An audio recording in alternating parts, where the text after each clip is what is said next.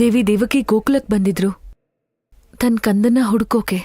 ಗೊತ್ತಿದೆ ನನಗೆ, ತನ್ನ 8ನೇ ಮಗನ್ನ ಹುಡ್ಕೊಂಡು ಬಂದಿದ್ಲು. ಆದ್ರೆ ನಿಮಗೆ ಹೇಗ್ ಗೊತ್ತು? ನೀವು ಈಗಷ್ಟೇ ಗೋಕುಲಕ್ ಬಂದ್ರಿ. ಯಶೋದೆ, ಈ ವಿಷಯ ಇಡೀ ಬ್ರಜಮಂಡಲಕ್ಕೆ ಗೊತ್ತಿದೆ. ಪ್ರತಿಯೊಂದು ಹಳ್ಳಿ, ಪ್ರತಿಯೊಂದು ಮಂಡಲದಲ್ಲೂ ಇದ್ರ ಬಗ್ಗೆನೇ ಮಾತಾಡ್ತಿದ್ದಾರೆ. ಇದನ್ನೆಲ್ಲ ಬಿಡು, ಬಾ ಊಟ ಮಾಡೋಣ.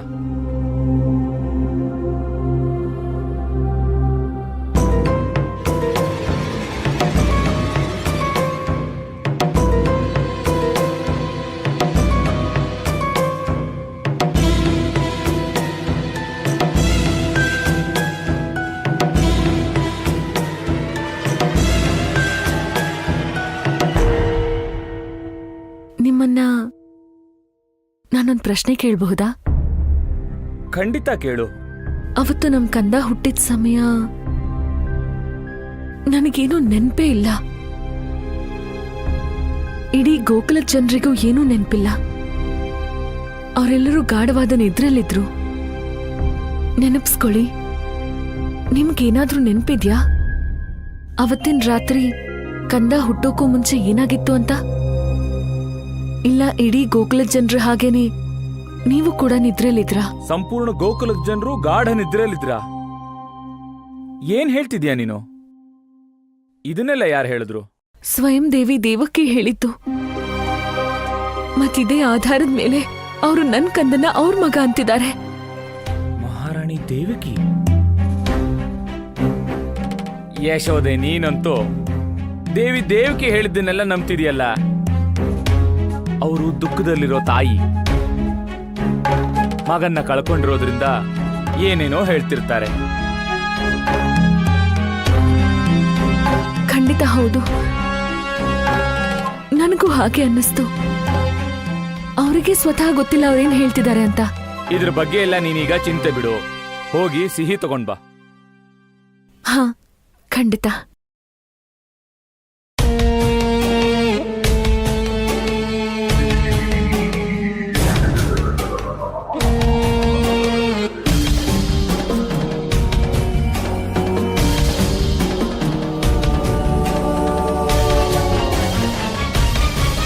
ಸಿಹಿತ್ ಇವ್ರು ಎಲ್ಲಿ ಹೋದ್ರು?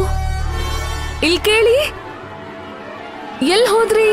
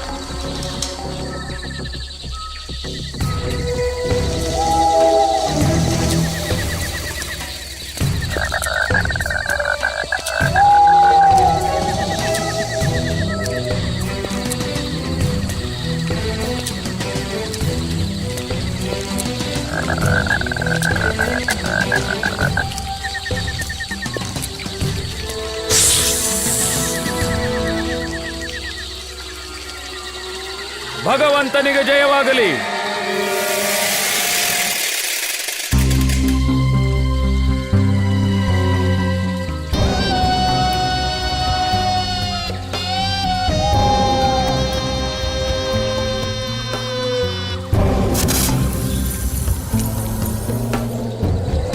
ಭಗವಂತ ಕಂಸರಿಗೆ ಜಯವಾಗಲಿ.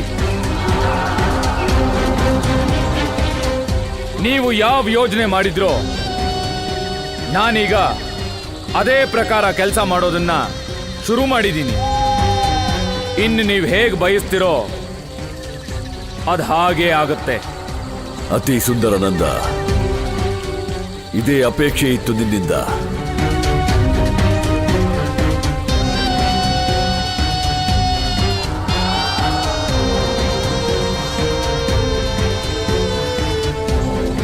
ಮುಂದೆ ನಾನೇನ್ ಮಾಡಬೇಕು ಅಂತ ಹೇಳಿ.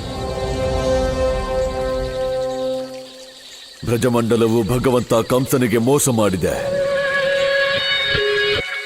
ಮತ್ತವರಿಗೆ ಇದಕ್ಕೆ ಶಿಕ್ಷೆ ಸಿಗಲೇಬೇಕು. ನೀನು ಪೂರ್ತಿ ಬ್ರಜಮಂಡಲದ ಶಾಂತಿ ಭಂಗ ಮಾಡಬೇಕು, ಅವರ ಒಗ್ಗಟ್ಟು ಮುರಿಯಬೇಕು. ಅಲ್ಲಿನ ಪ್ರತಿಯೊಬ್ಬ ವ್ಯಕ್ತಿಯಲ್ಲೂ ಸಾಕಷ್ಟು ಭಯ ಹುಟ್ಟಿಸು. ಅವರು ಸ್ವತಃ ಬಂದು ನನ್ನಲ್ಲಿ ಆ ಬಾಲಕನ ರಹಸ್ಯ ಹೇಳಬೇಕು. ಇಷ್ಟು ವರ್ಷಗಳಿಂದ ಅಡಗಿರುವವನು ಹೊರಬರಬೇಕು. ಖಂಡಿತವಾಗಿ ನೀವೇನ್ ಹೇಳ್ತಿರೋ ಅದು ಹಾಗೆ ಆಗತ್ತೆ. ನಾನು ನಿಮ್ಗೊಂದು ಸುದ್ದಿ ಕೊಡಬೇಕು. ಅಲ್ಲಿ ಗೋಕುಲದಲ್ಲಿ ದೇವಕಿ ಯಶೋದೆ ಹತ್ರ ಕೃಷ್ಣನೇ ಅವಳ ಮಗ ಅಂತ ಹೇಳಕ್ಕೆ ಪ್ರಯತ್ನಿಸಿದಾಳೆ. ಆದ್ರೆ ಅದು ನಿಜ ಅಂತ ಯಾರೂ ನಂಬಲಿಲ್ಲ. ಸಾಧಿಸುವುದಾದರೂ ಹೇಗೆ? ಏಕೆಂದರೆ ಕೃಷ್ಣ ದೇವಕಿಯ ಅಷ್ಟಮ ಸಂತಾನವಾಗಲು ಸಾಧ್ಯವಿಲ್ಲ. ನೀನು ನಿನ್ನ ಬಾಲಕ ಕೃಷ್ಣನ ರಹಸ್ಯ ತಿಳಿಯಬೇಕು. ನಿನ್ನ ಕೃಷ್ಣನ ಹಿಂದೆ ಆ ವಿಷ್ಣುವಿನ ಯಾವುದೋ ಜಾಲವಿರಬಹುದು.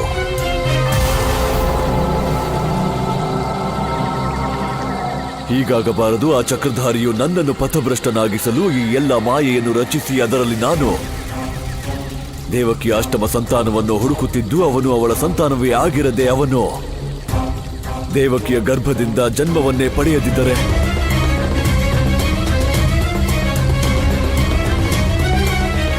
ನೀವು ಚಿಂತೆ ಮಾಡಬೇಡಿ. ನೀವೇನ್ ಆಸೆ ಪಡ್ತಿರೋ ಅವೆಲ್ಲ ನಿಮಗೆ ಸಿಗತ್ತೆ.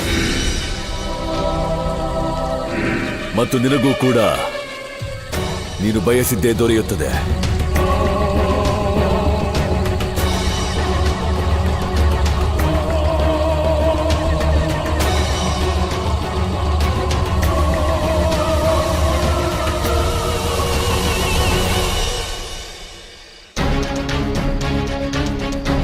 ನಂಗಂತೂ ಮೊದ್ಲೇ ಗೊತ್ತಿತ್ತು, ಅಧಿಕಾರ ಬೇಡ್ಕೊಂಡ್ರೆ ಸಿಗಲ್ಲ, ನಾವಾಗೆ ಕಸಿದ್ಕೊಳ್ಬೇಕು. ಗೋಪಬಾಲ್ರೆ, ಬೆಣ್ಣೆ ಪಡ್ಕೋಬೇಕು ಅಂತಂದ್ರೆ ನಮ್ಮ ಹತ್ರ ಕೇವಲ ಒಂದೇ ದಾರಿ ಇರೋದು, ಯುದ್ಧದ ದಾರಿ. ಯಾರ್ ದನ ಮೇಯ್ಸಕ್ ಹೋಗ್ತಾರೋ ಆ ಬೆಣ್ಣೆಗೆ ಅವರೇ ಒಡೆಯರಾಗ್ತಾರೆ.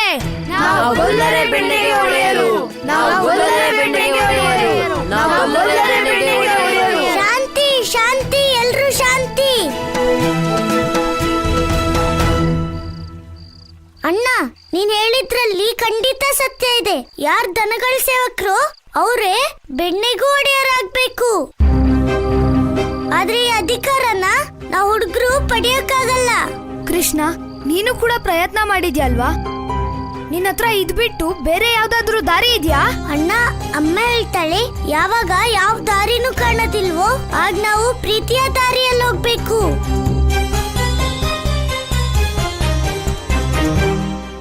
ಪ್ರೀತಿಯ ದಾರಿನ? ಕೃಷ್ಣ, ನೀನ್ ಮಾತುಕತೆ ದಾರಿನ ಮೊದ್ಲೇ ನೋಡ್ಕೊಂಬಂದಾಯ್ತಲ್ಲ.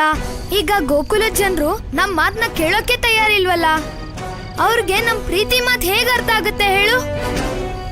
ಇಲ್ಲ ಕೃಷ್ಣ, ನೀನೇನ್ ಮಾಡ್ಬೇಕಿತ್ತೋ ಅದನ್ನ ನೀನ್ ಮಾಡಿದ್ಯಾ. ಈಗ ನಮ್ ಅಧಿಕಾರನ ಯುದ್ಧ ಮಾಡಿನೇ ತಗೋಬೇಕು. ಆಗ್ಲಿ ಅಣ್ಣ, ನಾವು ನಮ್ ಬೆಣ್ಣೆ ಮೇಲಿನ ಅಧಿಕಾರನ ಹೋರಾಟ ಮಾಡೇ ಪಡ್ಕೊಳ್ಳೋಣ. ಆದ್ರೆ ಯಾರ ಮೇಲೆ ಹೋರಾಟ ಮಾಡೋದು? ಗೋಪಬಾಲಕರು ಮತ್ತೆ ಬೆಣ್ಣೆ ಮಧ್ಯ ಬರೋರ್ ಜೊತೆ. ಅಣ್ಣ, ಈ ಸಲ ನಮ್ ಮುಂದೆ ಯಾರ ರಾಕ್ಷಸರೂ ಇಲ್ಲ, ಬದ್ಲಿಗೆ ನಮ್ ಜನರೇ ಇರೋದು. ನಮ್ಮೆಲ್ರು ಅಪ್ಪ ಅಮ್ಮ ಇದ್ದಾರೆ, ನಾವು ನಮ್ಮ ಅಪ್ಪ ಅಮ್ಮನ ಜೊತೆ ಹೋರಾಡ್ತೀವ ಅಣ್ಣ. ಹೇಳಿ ಗೋಪ ಬಾಲಕರೇ, ನಮ್ ಜನರ ಮೇಲೆ ಹೋರಾಟ ಮಾಡಕ್ಕಾಗತ್ತ?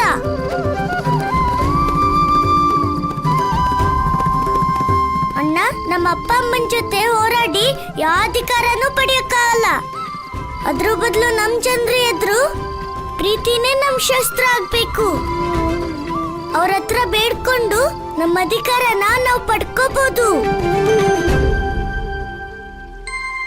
ಆದ್ರೆ ಕೃಷ್ಣ, ನಾನ್ ಯಾವಾಗೆಲ್ಲ ಬೆಣ್ಣೆ ಕೇಳಿದೇನೋ ಬರೀ ದೊಣ್ಣೆ ಎಡೆ ಸಿಕ್ಕಿದ್ದು. ಗೆಳೆಯದಾಮ, ನಮ್ಮ ಅಪ್ಪ ಅಮ್ಮ ಎಲ್ಲ ನಮ್ಗೇನ್ ಶತ್ರುಗಳಲ್ಲ.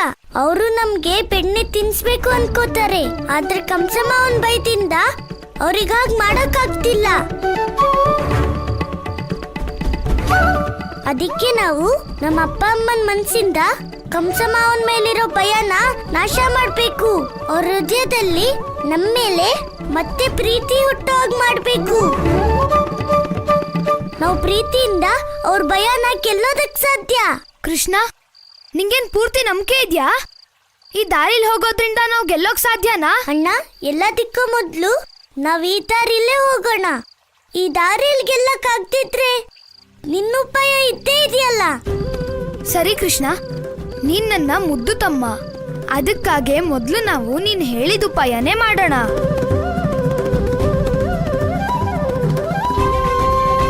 ಗೆಳೆಯರೇ, ಬೆಳಗ್ಗೆ ಆಗ್ತಿದ್ದಾಗೆ ನಾವು ನಮ್ ಕೆಲ್ಸನ ಪ್ರಾರಂಭ ಮಾಡೋಣ. ವಿನಂತಿ ಮತ್ತೆ ಪ್ರೇಮದಿಂದ ನಾವು ನಮ್ ಬೆಣ್ಣೆ ಮೇಲಿರೋ ಅಧಿಕಾರನ ಪಡ್ಕೋತೀವಿ. ನಾವು ನಮ್ಮ ಅಧಿಕಾರ ಪಡ್ಕೊಂಡೇ ಪಡ್ಕೋತೀವಿ. ನಾವು ನಮ್ಮ ಅಧಿಕಾರ ಪಡ್ಕೊಂಡೇ ಪಡ್ಕೋತೀವಿ.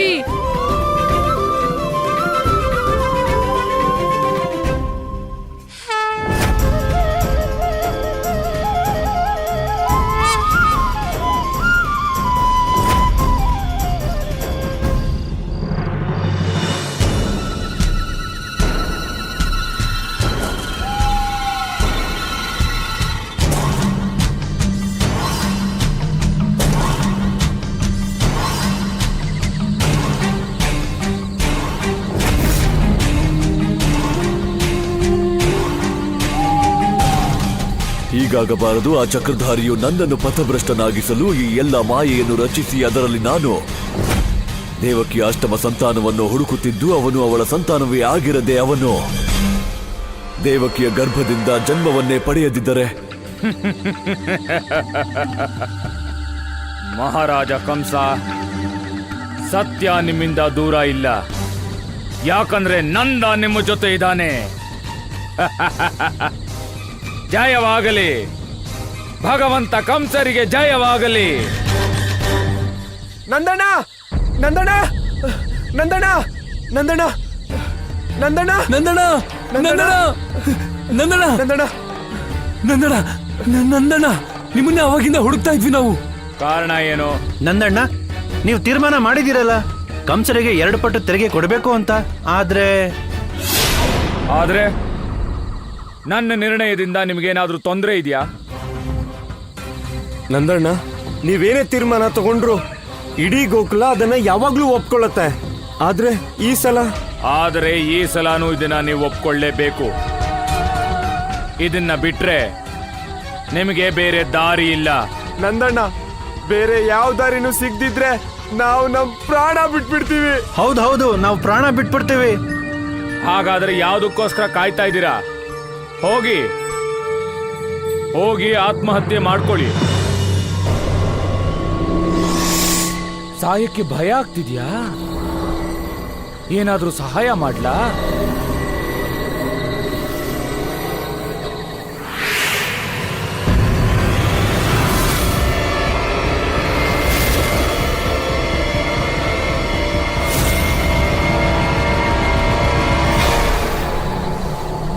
ನಾನ್ ನಿಮ್ಮೆಲ್ಲರನ್ನು ಸಾಯಿಸ್ಬಿಡ್ತೀನಿ. ಸಾಯಿಸ್ಬಿಡ್ತೀನಿ.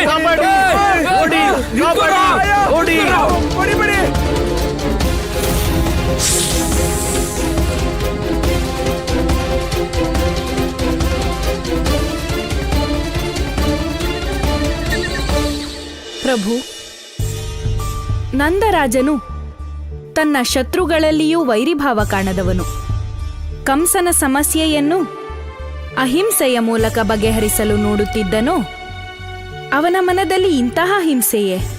ಪ್ರಭು, ನಂದರಾಜ ತನ್ನವರಿಗೆ ಕೇಡು ಬಯಸುವಂತೆ ಪಾಪಿ ಕಂಸನು ಅದೇನು ಮೋಡಿ ಮಾಡಿದ್ದಾನೆ?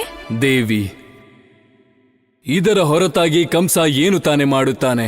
ಅವನ ಜೀವನದ ಉದ್ದೇಶವೇ ಧರ್ಮ, ಸತ್ಯ ಮತ್ತು ಪ್ರೇಮದ ಸ್ಥಾನದಲ್ಲಿ ಅಧರ್ಮ, ಅಸತ್ಯ ಮತ್ತು ದ್ವೇಷದ ಸ್ಥಾಪನೆ ಮಾಡುವುದು. ನೀವು ಸತ್ಯ ಹೇಳುತ್ತಿದ್ದೀರಿ ಪ್ರಭು.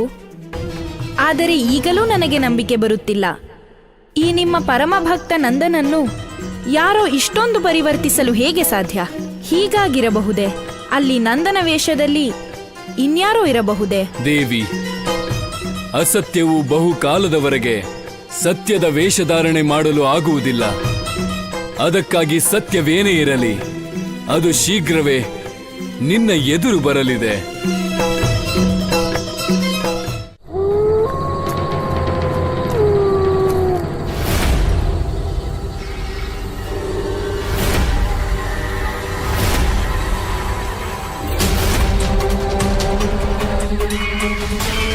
ಗೋಕುಲವಾಸಿಗಳೇ, ನಾರಾಯಣನ ಕೃಪೆ ನಿಮ್ಮ ಮೇಲೆ ವಿಶೇಷವಾಗಿದೆ ಅಂತ ಕೇಳಿದ್ದೀನಿ. ದೇವತೆಗಳು ಇದನ್ನ ಪೃಥ್ವಿಯ ಗೋಲೋಕ ಅಂತಾರೆ. ಇನ್ಮೇಲೆ ಈ ಗೋಲೋಕ ಮೃತ್ಯುಲೋಕ ಆಗುತ್ತೆ. ಯಾಕೆಂದ್ರೆ ಈಗ ನಾನು ಬಂದಿದ್ದೀನಿ.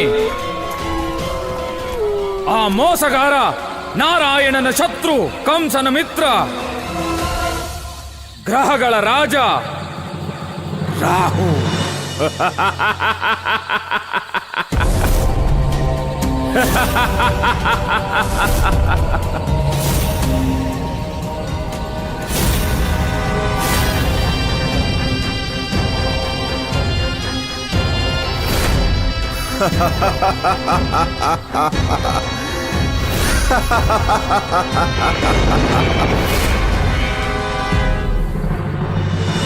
ರಾಹು ಪ್ರಭು, ನನ್ನ ಸಂದೇಹ ಸತ್ಯ. ಇವನು ನಿಮ್ಮ ಪರಮಶತ್ರು ರಾಹು. ಹಾ ದೇವಿ, ಇವನು ಅದೇ ಅಸುರ ರಾಹು. ಅವನು ಅಮೃತಪಾನ ಮಾಡದಂತೆ ತಡೆಯಲು ನಾನು ಇವನ ಶಿರವನ್ನು ಇವನ ದೇಹದಿಂದ ಬೇರ್ಪಡಿಸಿದ್ದೆ. ಅಮೃತ ಸೇವನೆಯ ನಂತರ ಇವನಿಗೆ ದೇವತೆಗಳ ಸಭೆಯಲ್ಲಿ ಸ್ಥಾನವೇನೋ ದೊರೆಯಿತು. ಆದರೆ ತನ್ನ ಅಂತರಾತ್ಮದಿಂದ ಅವನು ಇಂದು ಅಸುರನೇ. ನಾರಾಯಣ, ನಿನ್ನ ಮೋಸದಿಂದಾನೆ ನಾವು ರಾಕ್ಷಸರು ಅಮೃತ ತಗೊಳ್ಳೋದಕ್ಕಾಗ್ಲಿಲ್ಲ. ನೀನ್ ಯಾವತ್ತಿದ್ರೂ ನಮ್ಮ ಶತ್ರುನೇ. ಶತ್ರುವಿನ ಶತ್ರು ಯಾವತ್ತೂ ಮಿತ್ರನಾಗಿರ್ತಾನೆ. ಮತ್ ಇದಕ್ಕೆ ನಾನು ಕಂಸನಿಗೆ ಮಿತ್ರನಾಗಿದ್ದೇನೆ. ಅದರಿಂದ ನಾನು ನನ್ನ ಮತ್ತು ನಮ್ ಎಲ್ಲ ರಾಕ್ಷಸರ ಪರವಾಗಿ ಸೇಡು ತೀರಿಸ್ಕೊಳ್ತೇನೆ.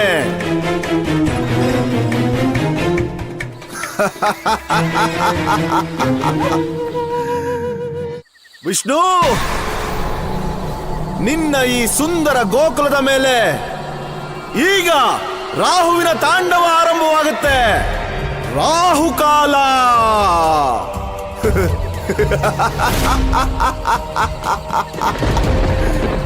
ಇವತ್ತಿಂದ ಗೋಕುಲದ ಮೇಲೆ ರಾಹುವಿನ ಕೆಟ್ಟ ದೃಷ್ಟಿ ಬೀಳುತ್ತೆ. ಈಗಲೇ ಈ ಹೊತ್ತಿನಿಂದಾನೇ ಈ ಗೋಕುಲದಲ್ಲಿ ಶುರುವಾಗಲಿದೆ ರಾಹು ಕಾಲ.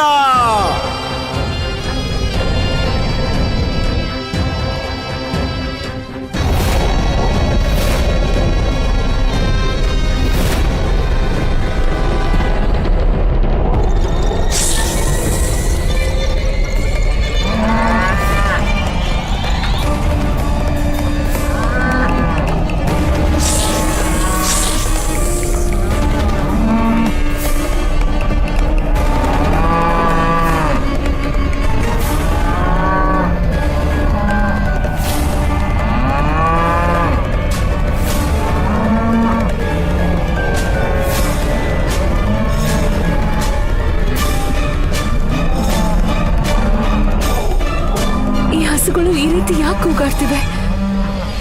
ಗೋಮಾತೆ, ಏನಾಯ್ತಮ್ಮ?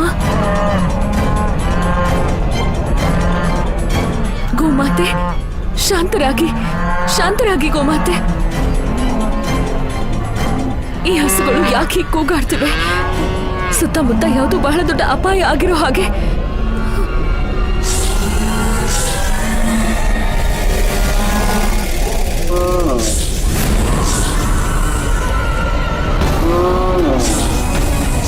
ಹೇ ಭಗವಂತ, ಇದೆಂಥ ಕಷ್ಟ ಬಂದಿದೆ. ಗೋಕುಲದ ಮೇಲೆ ಇದೆಂಥ ಕಪ್ಪು ನೆರಳು.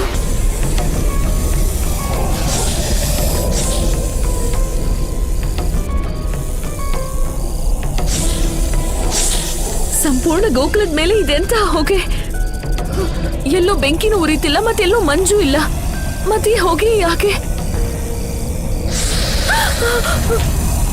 ಹಾವು!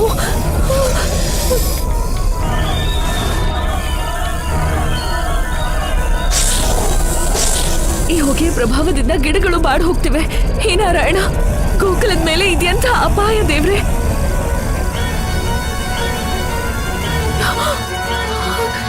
ಹೇ ನಾರಾಯಣ, ಈ ತುಳಸಿ ಗಿಡ ಸಹ ಬಾಡ್ ಹೋಯ್ತು. ಯಶೋದೆ,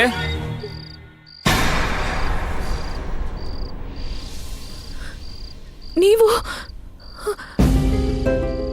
ಅಲ್ಲ, ನೀವು ಎಲ್ ಕಾಣೆ ಆಗಿದ್ರಿ? ನೋಡಿ ಇಲ್ಲಿ ಅಂತ ಅನಿಷ್ಟ ಆಗ್ತಿದೆ. ಇದೆಂಥ ಕಪ್ಪು ನೆರಳು, ಇದು ಇಡೀ ಗೋಕುಲಾನೇ ಆವರಿಸಿದೆ. ನೀನ್ ಯಾವ ಕರಿ ನೆರಳಿನ ಬಗ್ಗೆ ಮಾತಾಡ್ತಿದ್ಯಾ? ನನಗೇನು ಕಾಣಿಸ್ತಾನೆ ಇಲ್ಲ. ಅಲ್ಲ, ನೀವ್ ಏನ್ ಮಾತಾಡ್ತಿದ್ದೀರಾ? ನಿಮ್ಗೆ ಈ ಕಪ್ಪು ನೆರಳು ಮತ್ತೆ ಹೊಗೆ ಕಾಣಿಸ್ತಾ ಇಲ್ವಾ? ಇಲ್ಲ ಯಶೋದೆ. ಯಶೋದೆ, ಆಕಾಶ ಅಂತೂ ನೀರಿನ ಹಾಗೆ ತಿಳಿಯಾಗಿದೆ. ಖಂಡಿತ ಇದು ನಿನ್ನ ಭ್ರಮೆ ಅಷ್ಟೇ. ಅಲ್ಲ, ನೀವೇನ್ ಹೇಳ್ತಿದ್ದೀರಾ? ನಾನ್ ಸ್ವತಃ ನನ್ ಕಣ್ಣಾರೆ ನೋಡಿದೀನಿ. ಆ ಕಪ್ಪು ಹೊಗೆಯಲ್ಲಿ ಹಾವುಗಳು ಹರಿದಾಡ್ತಿದ್ವು. ಮತ್ ಎಲ್ಲಿ ಆ ಕಪ್ಪು ನೆರಳು ಬಿತ್ತೋ, ಗಿಡಗಳೆಲ್ಲ ಬಾಡ್ ಹೋದ್ವು. ನೀವ್ ಬನ್ನಿ ನನ್ ಜೊತೆಗೆ. ಇಲ್ಲಿ ನೋಡಿ, ಈ ತುಳಸಿ ಗಿಡನು ಆ ಹೊಗೆಯ ದೆಸೆಯಿಂದ ಹೇಗ್ ಬಾಡ್ ಹೋಗಿದೆ ಅಂತ. ಈಗ್ಲೂ ನಿಮಗ್ ಅನ್ನಿಸ್ತಾ ಇದ್ಯಾ ಇದೆಲ್ಲ ಕೇವಲ ನನ್ನ ಭ್ರಮೆ ಅಂತ? ಯಾವುದೋ ಕಪ್ಪು ಹೊಗೆ, ತುಳಸಿ ಗಿಡ ಒಣಗಿರೋದು, ಸರ್ಪ, ಇದೆಲ್ಲ ರಾಹುವಿನ ಪ್ರಭಾವ ಅನ್ಸತ್ತೆ. ಇದರರ್ಥ ಇಷ್ಟೇ, ಗೋಕುಲಕ್ಕೆ ರಾಹುವಿನ ಪ್ರವೇಶ ಆಗ್ ಹೋಗಿದೆ. ರಾಹುವಿನ ಪ್ರವೇಶ ಇದೇಗಾಗೋಕ್ ಸಾಧ್ಯ? ರಾಹು ಶಿಕ್ಷೆಯ ದೇವತೆ. ಎಲ್ಲಿ ಅಧರ್ಮ ಇದೆಯೋ ಅವನು ಅಲ್ಲಿಗೆ ಹೋಗೋದು, ಪಾಪದ ಜಾಗಕ್ಕೆ. ಅವನು ಗೋಕುಲಕ್ಕೆ ಬಂದಿದ್ದಾನೆ ಅಂದ್ರೆ ಅದರರ್ಥ ಇಷ್ಟೇ, ಗೋಕುಲದಲ್ಲಿ ಯಾವುದೋ ಪಾಪ ಕಾರ್ಯ ನಡೀತಿದೆ. ಏನ್ ಮಾತಾಡ್ತಿದ್ದೀರಾ ನೀವು? ಗೋಕುಲದ ಜನ ಸದಾ ಧರ್ಮ ಕಾರ್ಯ ಮಾಡ್ತಿರ್ತಾರೆ. ಸತ್ಯ ಮತ್ತೆ ಧರ್ಮದ ಮೇಲೆ ಅವ್ರಿಗೆ ಎಷ್ಟು ವಿಶ್ವಾಸ ಇದೆ ಅಂದ್ರೆ ಅವ್ರು ತಮ್ಮ ಮನೆಗಳನ್ನು ತೆರೆದಿಡ್ತಾರೆ. ಗೋಕುಲದಲ್ಲಿ ಏನ್ ಬೇಕಾದ್ರೂ ಆಗಬಹುದು, ಆದ್ರೆ ಅಧರ್ಮ ನಡೆಯೋಕ್ ಸಾಧ್ಯ ಇಲ್ಲ. ಯಶೋದೆ, ನನಗೇನ್ ಕಾಣಿಸ್ತಿದ್ಯೋ ಅದನ್ನೇ ನಾನು ಹೇಳ್ತಿದ್ದೀನಿ. ಮನುಷ್ಯನ ಮನಸ್ಸಿನಲ್ಲಿ ಏನ್ ನಡೆಯುತ್ತೋ ಅದು ರಾಹು ಗೊತ್ತಾಗತ್ತೆ. ಹಾಗಾದ್ರೆ ಗೋಕುಲದ ಮೇಲೆ ಏನಾದ್ರೂ ದೊಡ್ಡ ಅಪಾಯ ಬರೋದ್ರಲ್ಲಿದ್ಯಾ? ಗೋಕುಲಕ್ಕೆ ಅಂತಲ್ಲ, ಯಾರು ನಿಜಾನ ಬಚ್ಚಿಟ್ಟಿದಾರೋ ಅವ್ರಿಗೆ ಮಾತ್ರ.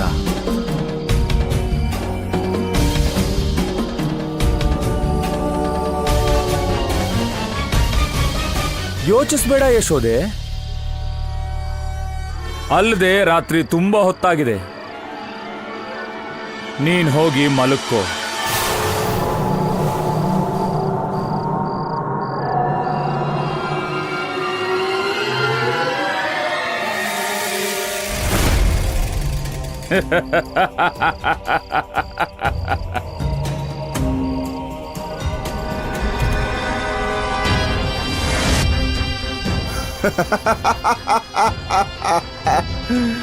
ನಂದರಾಣಿ, ರಾಹು ಕೇವಲ ಗೋಕುಲಕ್ಕೆ ಅಲ್ಲ, ನಿನ್ನ ಮನೆಗೂ ಪ್ರವೇಶ ಮಾಡಿದ್ದಾನೆ. ರಾಹುವಿನ ದೃಷ್ಟಿ ಬಿದ್ದರೆ ಒಂದೇ ಅರ್ಥ, ಅನರ್ಥ. ಯಾಕಂದ್ರೆ ರಾಹು ಎಲ್ಲಿರ್ತಾನೋ ಅಲ್ಲಿ ಸರ್ವನಾಶ.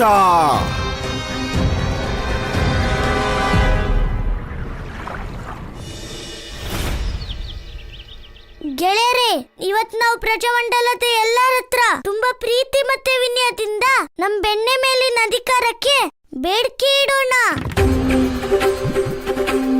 ನಾವು ಬೇರೆ ಬೇರೆ ಗುಂಪುಗಳನ್ನ ಮಾಡ್ಕೊಂಡು ನಮ್ಮ ಅಪ್ಪ ಅಮ್ಮ, ಚಿಕ್ಕಪ್ಪ ಚಿಕ್ಕಮ್ಮ, ಅಣ್ಣ ಅಕ್ಕ ಮತ್ತೆ ಎಲ್ಲರ ಹತ್ರನೂ ಬೆಣ್ಣೆ ಮೇಲಿನ ಅಧಿಕಾರ ಕೇಳೋಣ. ಸರಿನಾ ಗೆಳೆಯರೇ? ಗೆಳೆಯರೇ, ನೀವು ನಿಮ್ಮ ಅಧಿಕಾರನ ಪಡ್ಕೊಳ್ಳಕ್ಕೆ ತಯಾರಿದ್ದೀರಾ? ನಡೀರಿ ಗೆಳೆಯರಿ.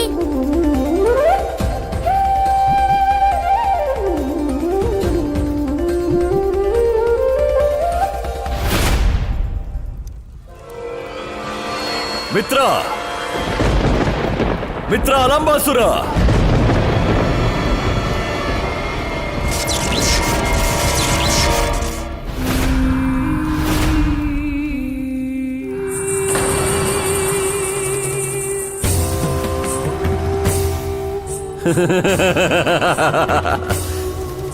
ಇದೇನು ಹೊಸ ರೂಪ ಧರಿಸಿರುವೆ ಮಿತ್ರ?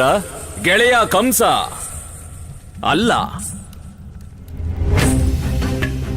ಭಗವಂತ ಕಂಸ.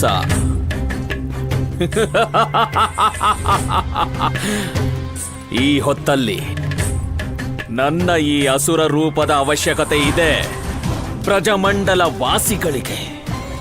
ಯಾಕಂದ್ರೆ 2 ಪಟ್ಟು ತೆರಿಗೆಯನ್ನ ಪ್ರೀತಿಯಿಂದಲ್ಲ ಭಯದಿಂದಲೇ ಪಡೆಯಬೇಕು ನನ್ನ ಗೆಳೆಯ.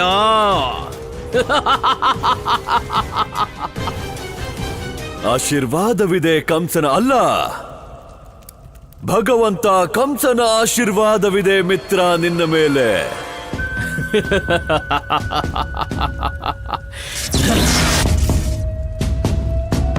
ಮಿತ್ರ,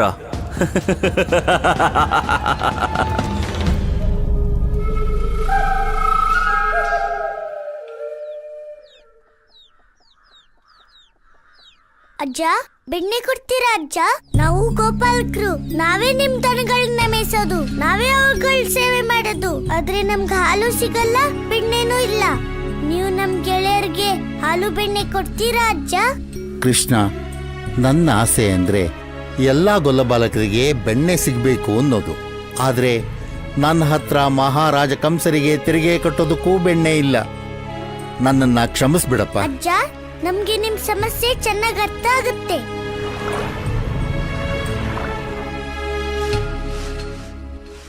ಅಜ್ಜಿ, ನೀನ್ ನನ್ನ ನಿನ್ ಕಂದ ಅಂತೀಯಲ್ಲ ಅಜ್ಜಿ, ನೀನ್ ನಿನ್ ಕಂದಂಗೆ ಸ್ವಲ್ಪ ಬೆಣ್ಣೆ ಕೊಡೋದಿಲ್ವಾ ಅಜ್ಜಿ? ಕಂದ, ನಾನ್ ನಿನಗ್ ಬೆಣ್ಣೆ ಕೊಟ್ರೆ ಕಂಸನ ಸೈನಿಕರು ಎಲ್ಲಿ ನಿಮ್ಮನ್ನೆಲ್ಲ ಹಿಡ್ಕೊಂಡು ಹೊಡಿತಾರೆ ಅಂತ ಭಯ ಆಗ್ತಿದೆ. ಅದಕ್ಕೆ ಈ ಸಾರಿ ದಯವಿಟ್ಟು ನನ್ನನ್ನ ಕ್ಷಮಿಸ್ಬಿಡು ಕೃಷ್ಣ. ಏನು ತೊಂದ್ರೆ ಇಲ್ಲ ಅಜ್ಜಿ, ಅದ್ರಲ್ಲೂ ನನ್ಗೆ ಭಯದ ಬೆಣ್ಣೆ ಅಲ್ಲ, ಪ್ರೀತಿ ಬೆಣ್ಣೆ ಬೇಕಿರೋದು.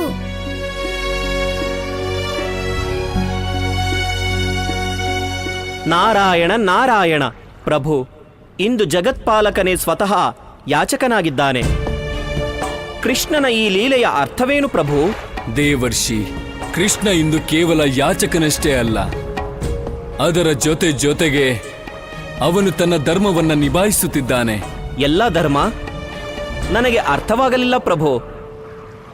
ದೇವರ್ಷಿ, ಒಂದು ಕಡೆ ಕೃಷ್ಣ ತನ್ನ ಮಿತ್ರರ ಅಧಿಕಾರಕ್ಕೆ ಹೋರಾಟ ಮಾಡುತ್ತಿದ್ದಾನೆ ಮತ್ತು ಇನ್ನೊಂದು ಕಡೆ ತನ್ನ ಭಕ್ತರ ಉದ್ಧಾರಕ್ಕಾಗಿ ಅವನು ಭಗವಂತನ ಧರ್ಮವನ್ನು ನಿಭಾಯಿಸುತ್ತಿದ್ದಾನೆ.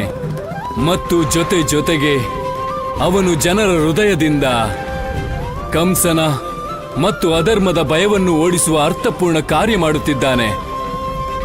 ಅದಕ್ಕಾಗಿಯೇ ಅವನು ಅವತರಿಸಿದ್ದಾನೆ ದೇವರ್ಷಿ. ನಾರಾಯಣ ನಾರಾಯಣ. ನಾನು ತಿಳಿದುಕೊಂಡೆ ಪ್ರಭು ಇದರ ಅರ್ಥವೇನೆಂದು. ಪರಮಾವತಾರಿ ಶ್ರೀಕೃಷ್ಣನು ಇಂದು ಮಿತ್ರಧರ್ಮ, ದೇವರ ಧರ್ಮ, ಅವತಾರಿ ಧರ್ಮ, ಈ 3 ಧರ್ಮಗಳನ್ನು ಒಟ್ಟಾಗಿಯೇ ಪಾಲಿಸುತ್ತಿದ್ದಾನೆ. ಹೇ ಕೃಷ್ಣ,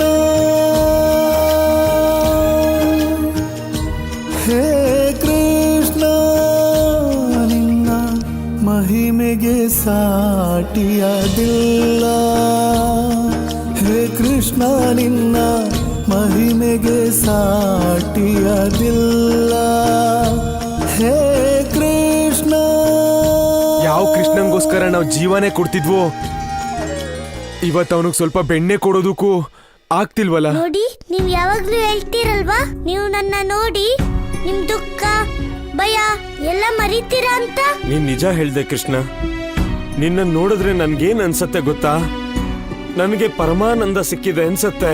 ಮತ್ತೆ ಇಲ್ಲಿ ಗೋಪಬಾಲಕರಿಗೆ ಬೆಣ್ಣೆ ಅಂದೆ ಪರಮಾನಂದ, ನಿಮ್ ಕೃಷ್ಣಂಗೆ ಮತ್ತೆ ಎಲ್ಲ ಗೋಪಬಾಲಕರಿಗೆ ಇವ್ರ ಖುಷಿಗೋಸ್ಕರ ಬೆಣ್ಣೆ ಕೊಡ್ತೀರಲ್ಲ ನೀವು. ಕೃಷ್ಣ,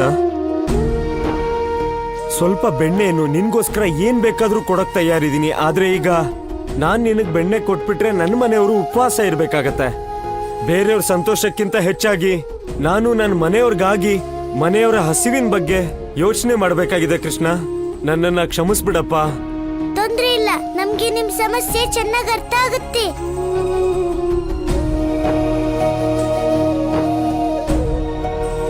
ಪ್ರಭು, ಇಂದು ಎಲ್ಲ ಗೋಕುಲವಾಸಿಗಳು ಸಾಕ್ಷಾತ್ ದೇವರಿಗೂ ಬೇಡಿದ್ದನ್ನು ನೀಡದೆ ತಮ್ಮ ಮನೆಗಳಿಂದ ಕಳಿಸಿದ್ದಾರೆ. ಸಂಪೂರ್ಣ ಗೋಕುಲಕ್ಕೀಗ ಇದಕ್ಕಿಂತ ಅಧಿಕ ದೌರ್ಭಾಗ್ಯವು ಇನ್ನೇನಿರಲು ಸಾಧ್ಯವಿದೆ? ದೇವಿ, ಗೋಕುಲವಾಸಿಗಳು ಇಂದು ಏನೇ ಮಾಡಿದ್ದರೂ ತಮ್ಮ ಇಚ್ಛೆಯಿಂದಲ್ಲ, ಬದಲಾಗಿ ಕಂಸನ ಭಯದ ಕಾರಣ ಮಾಡಿದ್ದಾರೆ. ಪ್ರಭು, ಕಾರಣ ಏನೇ ಇರಲಿ, ಆದರೆ ಇಂದು ಯಾವುದಾದರೂ ಗೋಕುಲವಾಸಿ ದೇವರಲ್ಲಿ ವಿಶ್ವಾಸ ಇಟ್ಟಿದ್ದರೆ ಅಥವಾ ಯಾರಾದರೂ ನಂದಪುತ್ರನ ಪಾತ್ರೆಯನ್ನು ಬೆಣ್ಣೆಯಿಂದ ತುಂಬಿಸಿದ್ದರೆ ಆಗ ಜಗತ್ತಿನಿಂದ ದುಃಖ, ದಾರಿದ್ರ್ಯ ಮತ್ತು ಯಾವುದೇ ಪ್ರಕಾರದ ಅಭಾವವು ಎಂದೆಂದಿಗೂ ಸಮಾಪ್ತವಾಗುತ್ತಿತ್ತು. ಆದರೆ ಹಾಗೆ ಆಗದೇ ಇದ್ದದ್ದು ಈ ಜಗತ್ತಿನ ದೌರ್ಭಾಗ್ಯ.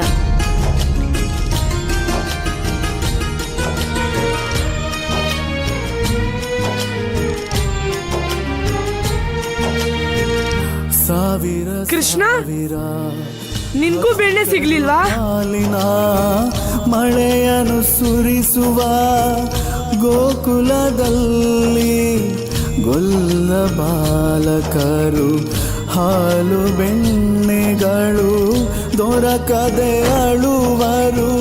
ಹಗಲಿರುಳಿ ಹಸುಗಳ ಮೇಯಿಸಿ ಕಷ್ಟವ ಪಟ್ಟರು, ಹನಿ ಹಾಲು ಸಿಗದಲ್ಲ. ಹೇ ಕೃಷ್ಣ. ಕೃಷ್ಣ, ನಾನಂತೂ ಮೊದ್ಲೇ ಹೇಳಿದ್ದೆ ಅಧಿಕಾರನ ಬೇಡ್ಕೊಂಡ್ರೆ ಸಿಗಲ್ಲ ಅಂತ. ಅದನ್ನ ಕಸ್ಕೊಂಡ್ರೇನೆ ಪಡೆಯಕ್ಕಾಗೋದು. ನೋಡ್ದಿಯಲ್ಲ, ಬೇಡ್ಕೊಂಡ್ರೆ ಏನಾಗುತ್ತೆ? ಎಲ್ಲ ಬಾಗ್ಲು ಮುಚ್ಕೊಂಡ್ರು, ಮತ್ತೆ ನಮ್ ಪಾತ್ರೆಗಳೆಲ್ಲ ಖಾಲಿ.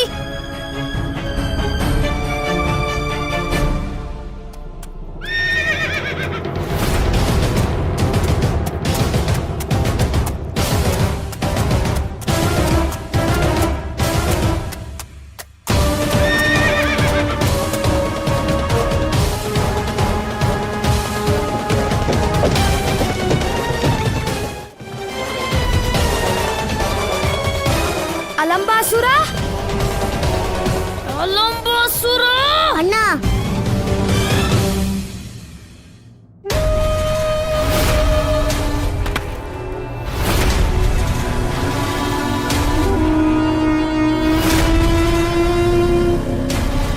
ಬ್ರಜಮಂಡಲದ ಗೊಲ್ಲ ಬಾಲಕರು ಇವತ್ತು ಹಸುಗಳನ್ನ ಬಿಟ್ಟು ಗೋಕುಲದಲ್ಲಿ ನೋಡ್ತಿದ್ರೆ ಭಿಕ್ಷೆ ಬೇಡಕ್ ಬಂದಿದ್ರು ಅನ್ಸುತ್ತೆ.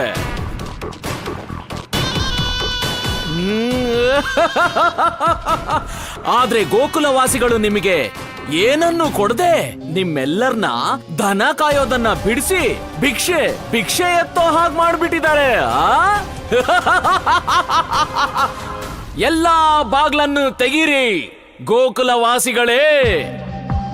ತನ್ನಿ ನನ್ನ ಗೆಳೆಯ ಭಗವಂತ ಕಂಸನಿಗೆ ಹಾಲು ಮತ್ತು ಬೆಣ್ಣೆಯನ್ನ.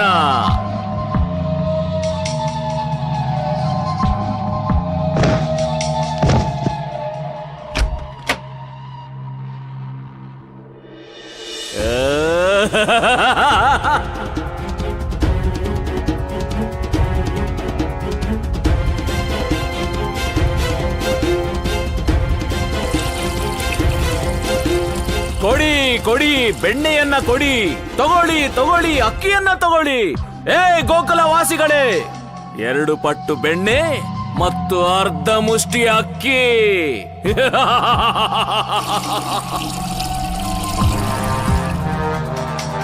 ಪೂರ್ತಿ ಹಾಕು.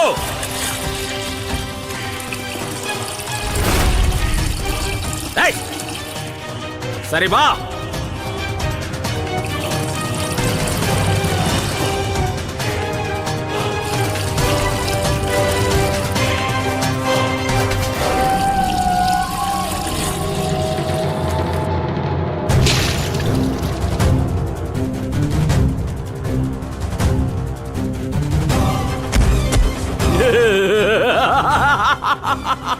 ನೋಡಿದರ ಗೋಕುಲವಾಸಿಗಳೇ, ಭಗವಂತ ಕಂಸರ ನ್ಯಾಯ.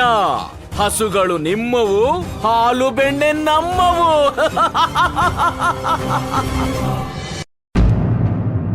ಗೋಕುಲವಾಸಿಗಳೇ, ಇನ್ಯಾರಾದ್ರೂ ಉಳಿದಿದ್ದೀರಾ?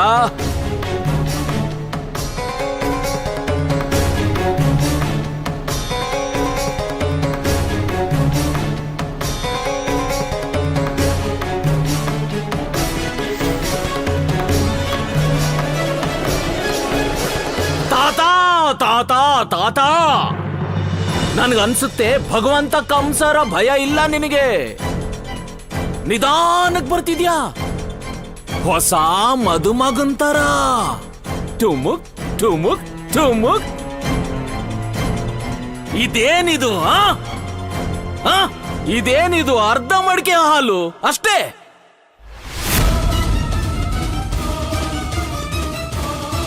ಅಕ್ಕಿಯಂತೂ ಮುಷ್ಟಿ ತುಂಬಾ ಬೇಕು ಮತ್ತು ಹಾಲು ಅರ್ಧ. ಈ ನಿಯಮ ಅಂತೂ ಭಗವಂತ ಕಂಸರದಲ್ಲ. ಭಗವಂತ ಕಂಸರ ನಿಯಮವನ್ನ ನೆನಪಿಸ್ಲೇಬೇಕನ್ಸುತ್ತೆ.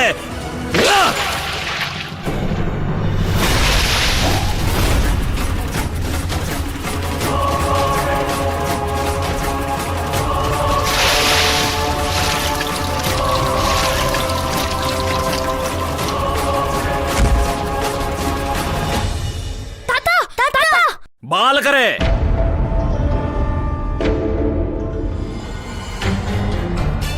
ವಯಸ್ಸಾಗಿ ಪಾಪ ಮರ್ತಿದ್ರು, ಈಗ ನಾನು ನೆನಪಿಸಿದ್ದೀನಿ ಇವನಿಗೆ.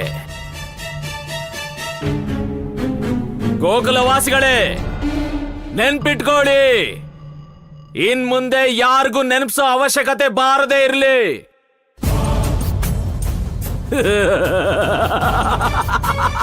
ಹಾಲು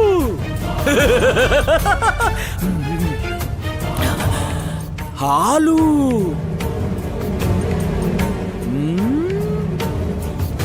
ಯಾಕೆ ದುರ್ಗುಡ್ತಿದೀಯಾ?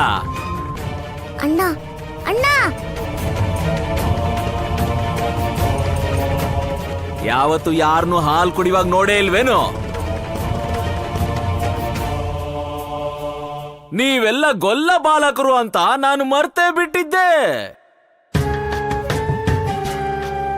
ನಿಮ್ಮಂತವ್ರಿಗಂತೂ ಹಾಲು ಮೊಸರು ನೋಡೋಕೆ ಸಿಗಲ್ಲ, ಇನ್ನು ತಿನ್ನೋದು ಕುಡಿಯೋದೇನ್ ಬಂತು? ತುಂಬಾ ಅನ್ಯಾಯ ಇದು. ಆದ್ರೆ ಭಗವಂತ ಕಂಸರ ಆಸ್ಥಾನದಲ್ಲಿ ಯಾರಿಗೂ ಕೂಡ ಅನ್ಯಾಯ ಆಗ್ಬಾರ್ದು. ಬಲ ತುಂಬಿದ ಬಲರಾಮ, ಹಾಲು ಬೇಕಾ?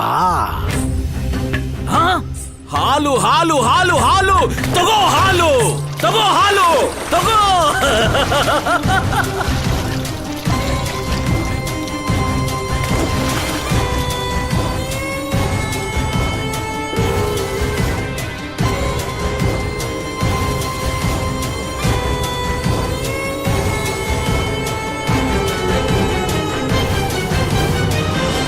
ಕೃಷ್ಣ, ನನಗಂತೂ ನೀನ್ ಹೇಳೋ ಪ್ರೀತಿ ಮಾರ್ಗದಲ್ಲಿ ಬರಕ್ ಇಷ್ಟ ಇಲ್ಲ. ಅದಕ್ಕೆ ನಾನು ಇವನ್ಗೆ ಈಗ್ಲೇ ಶಿಕ್ಷೆ ಕೊಡ್ತೀನಿ. ಅಣ್ಣ, ಅಮ್ಮ ಹೇಳ್ತಾಳೆ, ಕೆಟ್ಟ ಕೆಲಸ ಮಾಡೋರ್ಗೆ ಶಿಕ್ಷೆ ಖಂಡಿತ ಆಗುತ್ತೆ, ಆದ್ರೆ ಅದಕ್ಕೆ ಸರಿಯಾದ ಸಮಯ ಬರಬೇಕು.